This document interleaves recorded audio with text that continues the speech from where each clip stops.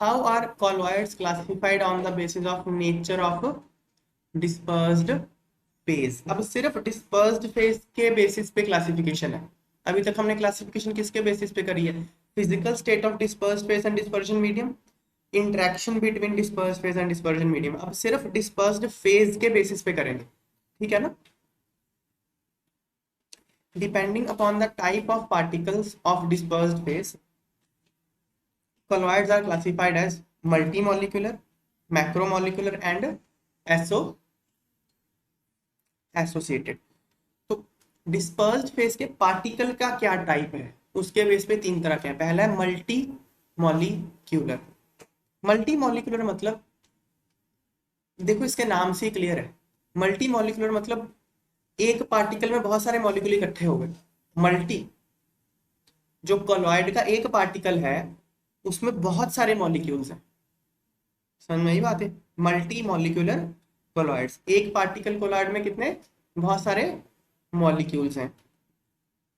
On dissolution मतलब dissolve करने पे, a large number of atoms और smaller molecules of a substance aggregate, aggregate का मतलब क्या होता है, इकट्ठे होना, together to form a species having size in colloidal range. जब आप कोई डिस्पर्स्ड फेज किसी डिस्पर्जन मीडियम में डालते हो तो क्या होता है, जो छोटे छोटे एटम है या मॉलिक्यूल है वो बहुत सारे एक साथ इकट्ठे हो जाते हैं। इकट्ठे होने पे एक बड़ा पार्टिकल बना देते हैं जिसका साइज कॉलॉइडल रेंज में आ जाता है, 1 से 1000 नैनोमीटर तक। समझ में आई बात? इस तरह के जो स्पीसी बन गया उसको बोलते हैं मल्टी मॉलिक्यूलर कॉलॉइड। एग्जाम्पल याद रखने, gold sol contains many particles of various sizes having many atoms. क्या लिखा है ये? गोल्ड सोल मतलब गोल्ड उसमें डिस्पर्स्ड फेज होता है, ठीक है ना।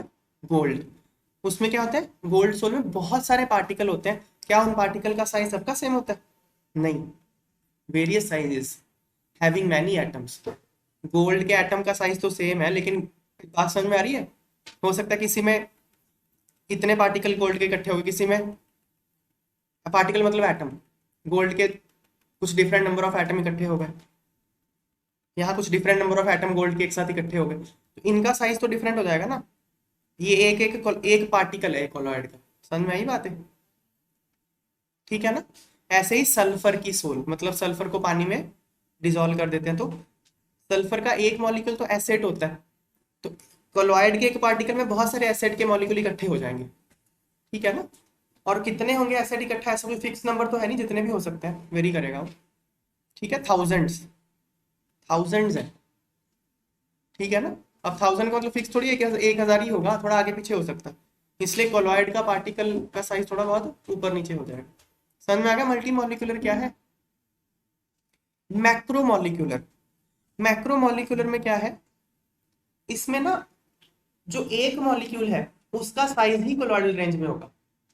ऊपर क्या था, जैसे गोल्ड सोल है, गोल्ड का एक एटम थोड़ी कॉलॉइडल रेंज में आता है, गोल्ड का एक एटम तो बहुत छोटा है, नैनोमीटर में होती है उसकी, तो 10⁻⁻⁻ इतने नैनोमीटर, उतने नैनोमीटर पढ़ा ना हमने। एटम का रेडियस 10⁻15 की रेंज, 10⁻15 सेंटीमीटर, 10⁻10 सेंटीमीटर, इस रेंज में आते हैं।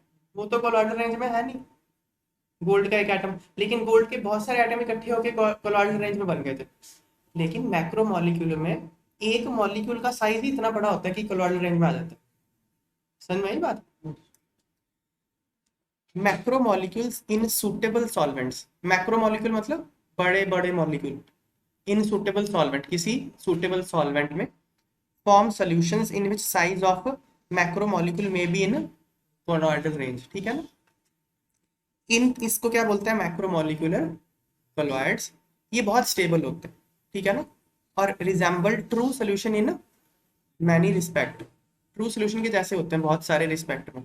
Example of naturally occurring macromolecules, naturally occurring macromolecule कौन से हो गए, स्टार्च, सेलुलोज, प्रोटीन्स, एंजाइम्स, ये बड़े बड़े मॉलिक्यूल्स होते हैं, हम बायोमॉलिक्यूल्स में पढ़ेंगे स्टार्च कैसे बनता है, सेलुलोज कैसे बनता है, प्रोटीन, ये बहुत बड़े बड़े मॉलिक्यूल्स होते हैं, ठीक है ना। एंजाइम्स, एंजाइम तो प्रोटीन ही होता है, अभी तो पढ़ा अपनी एंजाइम नहीं, वो तो हाँ एंजाइम प्रोटीन होता है ना। तो ये तो नेचुरल हो गया ना macromolecules. And those of man made, जैसे पॉलीथीन, आप जानते हो पॉलीथीन मैन मेड पॉलीमर है, नाइलोन, पॉलीस्टाइरिन, सिंथेटिक रबर, ये सारे एग्जाम्पल है मैक्रोमोलिक्यूल। तो इनको किसी सुटेबल सॉल्वेंट में जब आप डालते हो तो मैक्रोमोलिकुलर कोलॉइड बन जाता है। ठीक है। एसोसिएटेड कोलॉइड्स,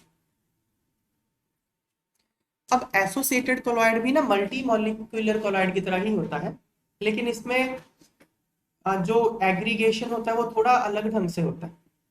ठीक है ना। ये देखो क्या है, there are some substances which at low concentration behave as a normal strong electrolyte। कुछ ऐसे सब्सटेंस होते हैं जो कम, अगर कॉन्सेंट्रेशन उनका लो है तो वो स्ट्रॉन्ग इलेक्ट्रोलाइट की तरह बिहेव करेंगे, पर at higher concentration exhibit colloidal behaviour due to formation of aggregates. अगर आप उनका कॉन्सेंट्रेशन बढ़ा दोगे तो जो आप मतलब सॉल्यूट समझो, डिस्पर्स्ड फेज समझो, डिस्पर्स्ड फेज का कॉन्सेंट्रेशन अगर तो कम है तो वो नॉर्मल स्ट्रॉन्ग इलेक्ट्रोलाइट की तरह काम करेगा, सोल्यूशन बनाएगा, ट्रू सोल्यूशन बनाएगा। लेकिन अगर आपने उसका कॉन्सेंट्रेशन एक पर्टिकुलर वैल्यू से ज्यादा कर दिया तो वो जो सारे डिस्पर्स्ड फेज के पार्टिकल है वो इकट्ठे हो जाएंगे, एग्रीगेट मतलब इकट्ठे हो जाएंगे। ठीक है ना।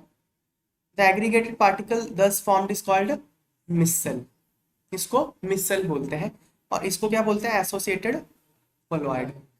Formation of micelle takes place only above a particular temperature called Krafft temperature. Temperature एक पर्टिकुलर वैल्यू से ज्यादा होना चाहिए क्राफ्ट टेम्परेचर, तो मिसल बनेगा, और जो कॉन्सेंट्रेशन है वो क्रिटिकल मिसल कॉन्सेंट्रेशन से ज्यादा होनी चाहिए, तभी बनेगा कोलॉइड, एसोसिएटेड कोलॉइड। समझ में आ गया क्या है एसोसिएटेड कोलॉइड। कुछ सब्सटेंस होते हैं अगर वो कम मात्रा लो कॉन्सेंट्रेशन में रहेंगे तो नॉर्मल स्ट्रॉन्ग इलेक्ट्रोलाइट की तरह बिहेव करेंगे, और अगर उनका कॉन्सेंट्रेशन क्रिटिकल मिसल कॉन्सेंट्रेशन से ज्यादा हो जाए और टेम्परेचर क्राफ्ट टेम्परेचर से ज्यादा हो तो क्या होगा, वो इकट्ठे होके मिसल बना देंगे। मिसल कैसे बनता है अगले क्वेश्चन में समझाऊंगा मैं। इकट्ठे होके वो मतलब एग्रीगेट कर जाएंगे, वो उस एग्रीगेट को मिसल बोलते हैं। ठीक है बात है, इसको बोलते हैं एसोसिएटेड कोलॉइड। एग्जाम्पल बताया। अच्छा, फिर क्या एसोसिएटेड कोलॉइड में अगर आप और जो डिस्पर्जन मीडियम है वो डाल दो, अगर मान लो डिस्पर्जन मीडियम वाटर है, अगर आप वाटर और डाल दो उसमें तो वापस से वो इंडिविजुअल आयन हो जाएंगे। जैसे देखो, मान लीजिए ये पहले अलग थे, ये मान लो कॉन्सेंट्रेशन लो थी तो ये ऐसे थे, मान लो अलग अलग थे। ठीक है, लो कॉन्सेंट्रेशन पे ये अलग अलग थे, आपने जैसी कॉन्सेंट्रेशन बढ़ाई तो क्या हो जाएंगे, ये इकट्ठे हो जाएंगे, ऐसे इस तरह से इकट्ठे हो जाते हैं, ये सारे पार्टिकल इकट्ठे हो जाते हैं। तो इस तरह के एक एग्रीगेट को हमने क्या बोल दिया, मतलब एक कोलॉइडल रेंज में आ जाएगा, मिसल बोल दिया। फिर से पानी डाल दो, पानी डाल दोगे फिर से तो क्या हो जाएगा, कॉन्सेंट्रेशन फिर से कम हो जाएगी, वापस से वही बन जाएगा। ठीक है ना। These colloid revert back to individual ion on dilution. ठीक है ना। फिर एग्जांपल बताया, surface active agents. Surface active agents मतलब सोप्स हो गए, सिंथेटिक डिटर्जेंट्स हो गए। ठीक है ना। तो ये ना सरफेस टेंशन को कम कर देते हैं, तो इनको सरफेस एक्टिव एजेंट्स बोलते हैं। ये इसका एग्जांपल है, सोप और डिटर्जेंट्स। ठीक है ना। सोप्स के लिए जो सीएमसी होती है वो 10⁻⁴ to 10⁻³ मोल पर लीटर होती है। ठीक है। These colloids have both lyophobic and lyophilic parts.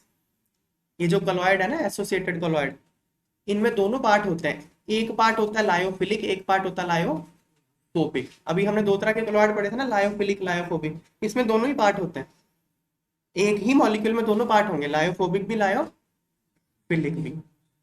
ठीक है। तो ये ना एसोसिएटेड कोलॉइड जब मैं मिसल के बारे में पढ़ाऊंगा इसमें और क्लियर हो जाएगा, सोप्स मिसल इस टॉपिक में और क्लियर हो जाएगा कि कैसे बनता कैसे है। ठीक है ना, इसका मैकेनिज्म। नेक्स्ट देखो, what is difference between multi molecular and macro molecular colloid. Multi molecular और मैक्रो मॉलिक्यूलर में क्या अंतर है, give one example of each, एक एग्जांपल बताइए। How are associated colloids different from these two types. Associated colloid इनसे कैसे different है, अरे वही बात फिर से पूछी है लेकिन लिखने का ढंग अलग हो जाएगा। ठीक है ना। देखो, इन मल्टी मॉलिक्यूलर कोलॉइड में dispersed phase particles are aggregates of large number of small atoms और मॉलिक्यूल्स। समझ में आई बात। मल्टी मॉलिक्यूलर में जो कोलॉइडल पार्टिकल है वो क्या होगा, एग्रीगेट होगा, किसका, थाउजेंड्स ऑफ स्मॉल एटम्स और मॉलिक्यूल्स का। Example gold sol, sulphur sol. ठीक है ना। लेकिन मैक्रोमोलिकुलर कोलाइड में क्या होगा, डिस्पर्स्ड फेस एक सिंगल मैक्रोमोलिक्यूल होगा, एक ही मैक्रोमोलिक्यूल होगा जिसका साइज कोलॉइडल रेंज का होगा। डिफरेंस समझ में आ गया। एग्जाम्पल क्या है, सोल ऑफ स्टार्च, सेलुलोज और नाइलॉन, इनके सोल्स।